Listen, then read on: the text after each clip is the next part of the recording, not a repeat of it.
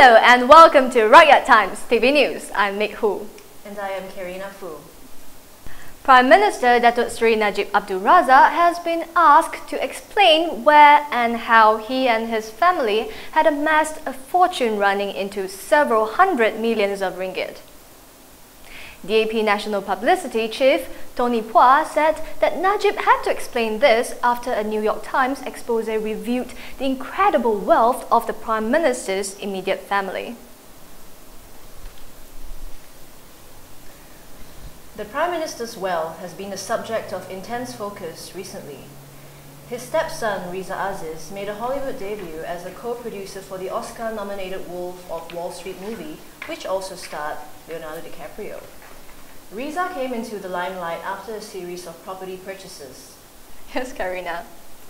And Phua said that Najib must explain how he obtained the wealth given the fact that he was only Mahang Menteri Besar from 1982 to 1986, Minister from 1986 to 2004 and the Deputy Prime Minister from 2004 to 2009 before becoming Prime Minister. Najib's four brothers, Datuk Johari, Datuk Nizam, Datuk Nazim and Datuk Sri Nazir issued a statement dismissing talks of the extent of inheritance left by their father, the late Tun Abdul Razak Hussain. Their statement came after the New York Times quoted the statement from the Prime Minister's office that Najib's wealth came from a family inheritance. The mother of convicted murderer Sirul Azhar Umar says that he is safer in Australia than in Malaysia. 74-year-old Pia told the Australian Broadcasting Corporation that her son would be better protected in Australia than in Malaysia. Pia is in Australia with her daughter and several past leaders, including Party Information Chief Datuk Mahfuz Omar, and are scheduled to meet Sirul at Immigration Detention Centre in Villawood near Sydney.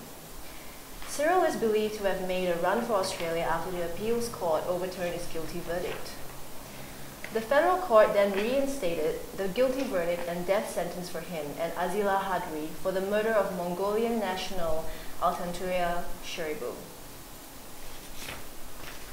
A report says that the new anti-terror bill will contain some harsh and outmoded provisions like detention without trial and the usage of electronic monitoring device or EMD. According to the Malaysian Insider, a source familiar with the new bill said all powers will reside with an advisory board. It will decide whether or not the person will be detained or put under restrictive residence. The source added that under the Prevention of Terrorism Act or POTA, any evidence will need to go through the Deputy Public Prosecutor who will act as the inquiry officer. Well, it sounds more like an inquisition rather than a judicial procedure, Mick. Yeah, tell me about it. Well, in Singapore, authorities said that they have not received official confirmation on where the Malaysian end of the planned rapid transit system, or RTS, between the two countries will be located. The Ministry of Transport said that a location is required before a joint engineering study can begin. Well, Karina, a MOT spokesperson was making the comment in response to Malaysian media reports that said Singapore is holding back on deciding the alignment for the RTS. The RTS will link Singapore and Johor Bahru. At a recent Malaysian-Singapore Joint Ministerial Committee for Iskandar Malaysia, both countries agreed that the second phase of the joint engineering study on the RTS link will begin after a location in Johor Bahru has been determined. And that was the news on Rakyat Times TV. We will be back again at the same time tomorrow. And on the same channel, I'm Meg Hu. And I am Karina Fu. Thanks for watching.